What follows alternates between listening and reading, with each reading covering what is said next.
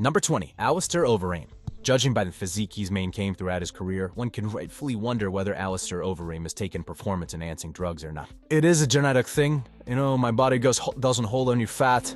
My fat percentage is really low, that's why my muscle jump out. Those questions have merit. Prior to a heavyweight title bout against then-champion Junior Dos Santos in 2012, the Reem failed a random drug test, despite previously claiming that he was drug-free and would pass his tests. He was suspended 9 months and his bout with Dos Santos was scrapped. It was obviously an issue, you know, and the number of 14-to-1 that's been reported online of testosterone, the epitestosterone, is obviously there's something going on. More recently, unanimous decision win against Badr Hari in 2020 Kielet kickboxing event, which changed to a nil contest after he tested positive for a banned substance at a B sample. He has since been suspended for 1 year by Dwari. Number 19. Hector Lombard. Known for his knockout power, this MMA fighter found himself in hot water after defeating Josh Berkman at UFC 182. Originally awarded the unanimous decision victory for Lombard, it was soon overturned after it was announced he tested positive for an anabolic steroid and had tested took after the fight. Subsequently, the fight's outcome was ruled a no contest. He was handed a 1-year suspension and his bout scheduled against Rory McDonald at UFC 186 was scrapped. Although he stated he didn't knowingly put the substance in his body, surprisingly, unlike other fighters on this list, Lombard did not appeal and ultimately accepted his punishment. Abner disappointed out, Whyte did it, alright? Number 18. Canelo Alvarez. Set to take on Gennady Golovkin in the rematch, the whole bout had to be scrapped after Saul Canelo Alvarez failed 2 drug tests. He had tested positive for clenbuterol, a performance-enhancing drug, twice back in February 2018.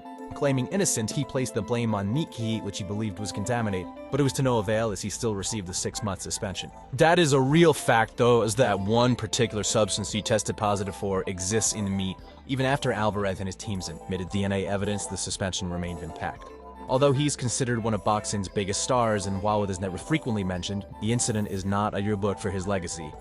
Number 17. Jarrell Miller. Despite being undefeated in 26 fights, Jarrell Miller had shown a frequent inability to submit clean drug tests prior to fights. His most notable infraction took place prior to his bout against Anthony Joshua in 2019. Miller had failed 3 different drug tests and was replaced by Andy Ruiz Jr.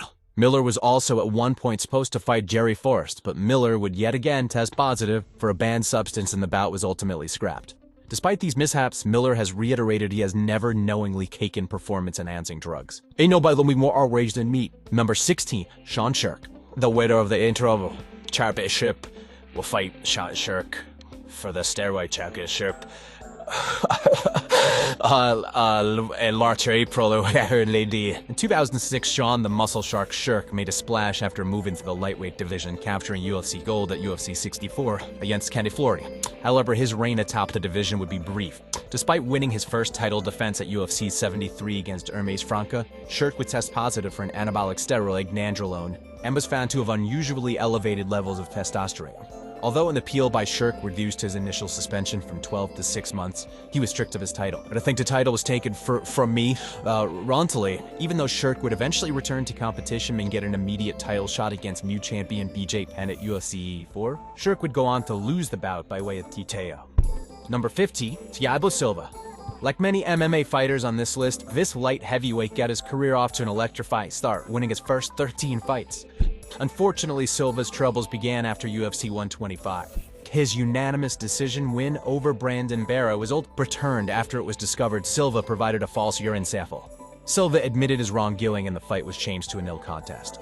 His next fight, scheduled at UFC 130 against Quinton Rampage Jackson, was scrapped. He was suspended for a year and he forfeited a part of the earnings from his win. Even upon returning, Silva would go on to fail yet another drug test at another UFC event and was handed a 6-month suspension. Ultimately, his run in UFC would come to an end after disturbing video footage of him was released in 2014. No one wants to touch her. It wasn't considered a virus. No, we don't want to vote there again. We don't know it's true or not true, but we don't want to take a chance. Number 14. Dillian Whyte. This boxer has failed a number of drug tests over his career.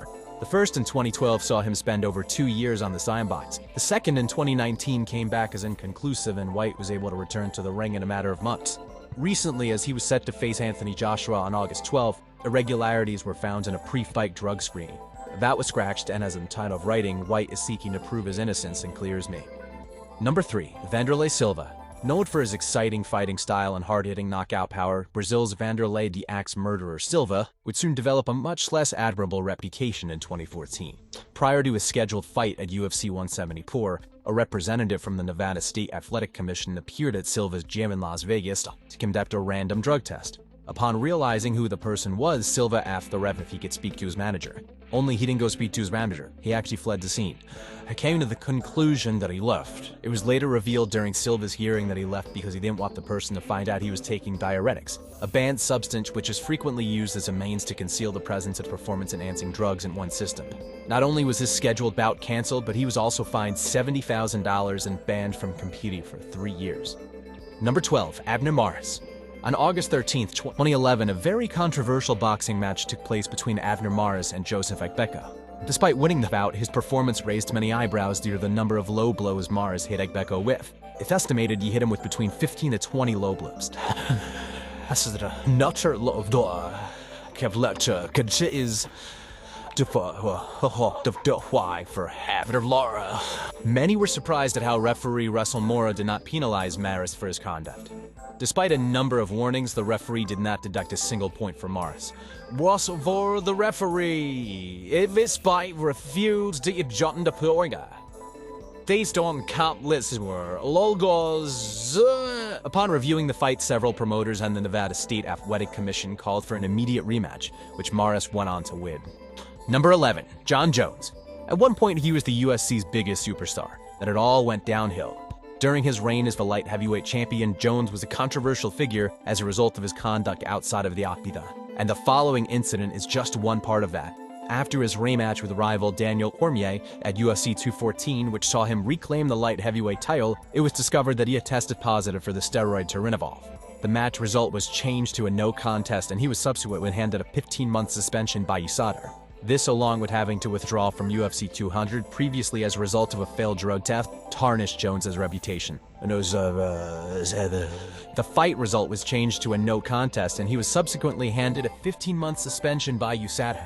Although a minor change in USADA's rules would have cleared Jones today, it certainly leaves a large blemish on his otherwise outstanding career.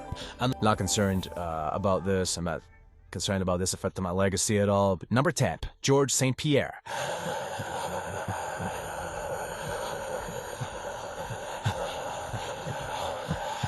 Alright, so to be clear, this wasn't George St-Pierre's fault, but this is more so on his cornerman, Phil Nurse. In between rounds during his title fight against BJ Penn at UFC 94, Nurse could be seen applying Vaseline on GSK's face and then his back, the latter of which is not permitted. What were they rubbing on you? What was going on? I didn't know what happened because I wasn't in the fight, so when you're in a fight, I realize what happened. Watching the fight, one could think that Penn clearly was experiencing some difficulty getting any hold or control over St-Pierre from the bottom. After losing the fight, Penn and his team requested that the Nevada State Athletic Commission conduct an investigation on the matter. Because he had it rivaldline and have the provision drivers get much and greasing, I wish that they can ask you what her wrestling calorie. A man did verse the Aussie rock that this guy's reason the your arm was in your shy was there Emmy words this. Dub's Greasegate, an investigation and hearing took place, but nothing came from either, as the commission came to the conclusion that the application of Vaseline didn't impact the outcome of the fight. In BJP's entry to the octagon, when he's walking to the octagon, you can see how I cheat. I hire a man to kiss BJP on the mouth on his way to the octagon, and at that precise moment, BJP lost all his strength and all his focus, and the fight was mine. So if I cheat, yes, but not with him as an Number 9, Shane Mosley.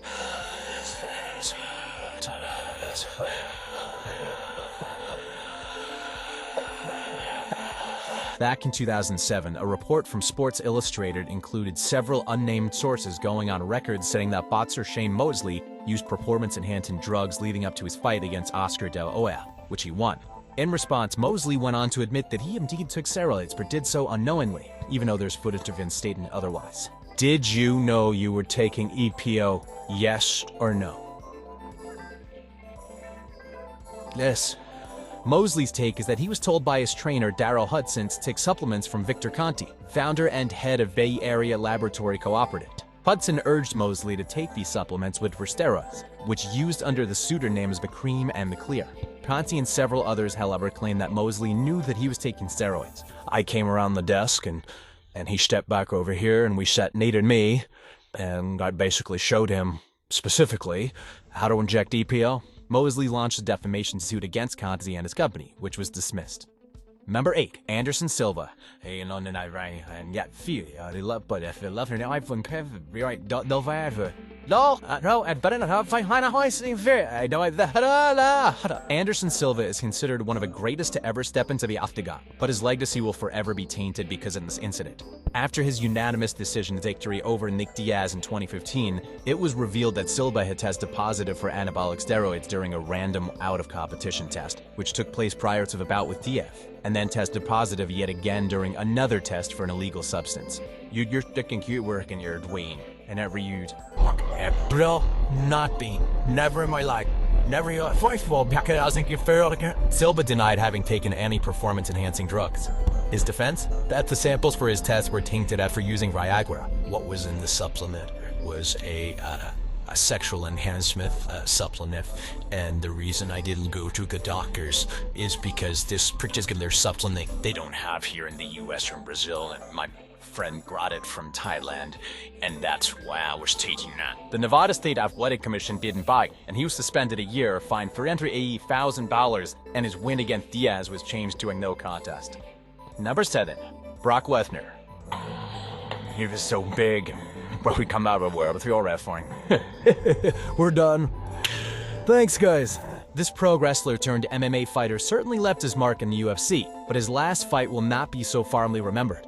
After taking an almost 5-year hiatus from the sport, Lesnar would make his anticipated return to the octagon at UFC 200 against Mark Hunt. Lesnar dominated the majority of the fight en route to a unanimous decision victory. However, it was revealed that Lesnar had failed 2 pre-fight drug tests and tested positive for clomiphene, an anti-estrogen agent that can raise testosterone levels and counter effects of steroid use. Prohibited by the UFC's anti-doping policy, Lesnar was suspended a year and was slapped a fine with $250,000, which he reportedly has yet to pay. Number 6, Jake LaMotta. LaMotta was a fan favorite in boxing and is often best known for having been portrayed by actor Robert De Niro in the Martin Scorsese classic Raging Bull. What you think you do out there? Where you start out the A's? What some people might not know about LaMotta, however, was that he once threw away a match. He could beat all the Chico Ray Walter into the Tony Jahiros of the world. Prior to facing Billy Fox in 1947, he cut a deal with the Mafia where in exchange for purposefully losing the fight, they would set him up for a title shot.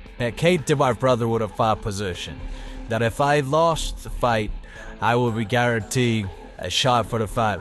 I agree. LaMotta did as he was told and took a dive in the 4th round.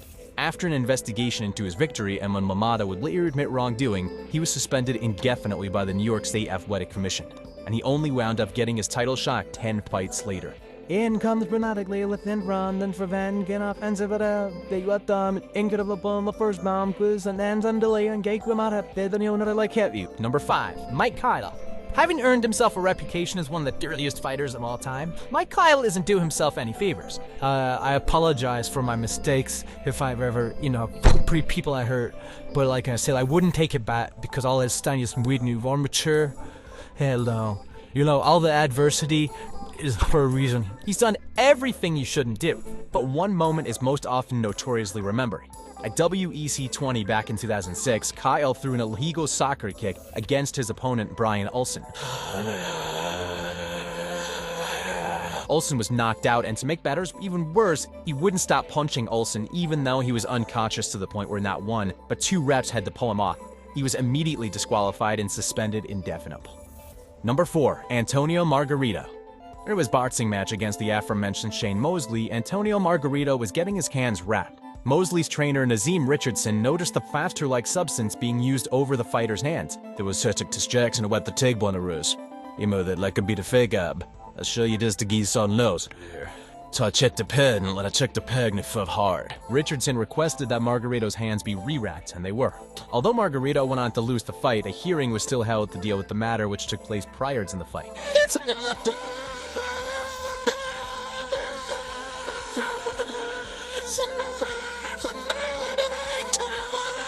Despite claiming ignorance, both Margarito and the trainer responsible for wrapping the fighter's hands, Javier Capetillo, had their boxing licenses revoked for 1 year for the incident. Cuando pasó el asunto ya, cuando estaba solo yo por una semana de pregunta, no, pero nunca sentí yo mal haciéndose. Terapia que no olvidé. Number 3, TJ Dillashaw. And yeah, the eyes on everything. It's not everything. TJ, I'm on everything. Come and test me every day, so come on, I'm on everything. Well, you're the showed everyone how to do it on Team Alpha Male. Aiming to become the third person to become a champion in 2 weight divisions, UFC bantamweight champion TJ Dillashaw challenged then flyweight champion Henry Cejudo in a super fight back in 2019, which he lost the fight by TKO in just 30 seconds. But the worst was yet to come for Dillashaw. Months later, it was revealed that he tested positive for recombinant human erythropoietin, also known as EPO, a hormone which increases red blood cell production in the body. You know, that's what it is. No one cares about why I did it, because they're all excuses, and everyone has one and they all stink. While Dillashaw claimed the purpose for resorting to this tactic came after becoming anemic due to a drastic weight cut to 125 pounds, he was stripped of his title and accepted a 2-year ban from the sport of MMA. His legacy and reign in the bantamweight division forever tarnished. I love Though she most likely have wanted to do something that hadn't been done, and sold my soul to the devil, and man, now I better go myself back up and do one thing, right? Number 2, Vitor Belfort. Ain't everybody's doping in the UFC. Then Jon Jones can fight in different orders, so they can change a fight. You guys, come on then. This knockout artist was caught testing positive for the illegal substance 4-hydroxytestosterone after his fight with Dan Henderson at Pride 32. Claiming he was unaware that the supplement he took contained the substance, he was still handed a 9-month suspension and fined $10,000. Although he's only been caught once, this hasn't stopped pundits from claiming Belfort has been using performance-enhancing drugs throughout his entire career. Since the UFC banned the use of testosterone replacement therapy in 2014, many have pointed to Belfort's change in physique. Then he's a guy who was known to take things early in his career. Remember he fought Randy when he was only 19, he was 240 pounds. Yeah, it was actually. His neck started at the top of his head. According to a report from Deadspin, a test for his fight against then light heavyweight champion Jon Jones at UFC 152 revealed to get high elevated levels of testosterone, and that the UFC ignored it. The UFC has denied his claim. The Vitor Belfort was on steroids when I fought him. The UFC was very well aware way before the fight. They did nothing to penalize him. They let the fight go on, knowing that I was fighting a guy on steroids, which is a hedge to my life. Number 1, Louis Resto. On the night of June 16, 1983, boxers Dillian Collins and Louis Resto squared off at Madison Square Garden. For 10 rounds, they went back and forth, but Collins looked practically unrecognizable after having taken significant damage. Resto When the match concluded, Resto went to shake the hands of Collins' corner. One of the cornermen, who is Collins' father, noticed something odd with Resto's gloves.